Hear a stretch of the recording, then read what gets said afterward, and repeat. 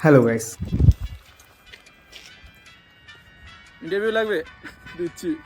আমি শুভদীপ। প্রতিদিনের মতো আমি নিজের ওয়ার্কআউট শেষ করে এই ঘুঘুটিকে খাবার দিয়ে থাকি। এনে দাঁড়া, নিয়ে আসি।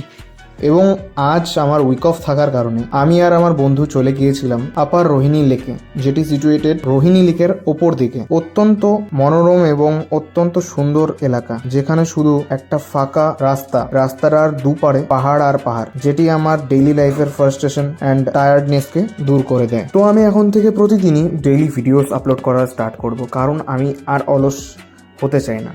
আমি অনেকবার চেষ্টা করেছি আমি ডেইলি ভিডিওস আপলোড করতে, বাট কোনো সময় করে উঠতে পারিনি।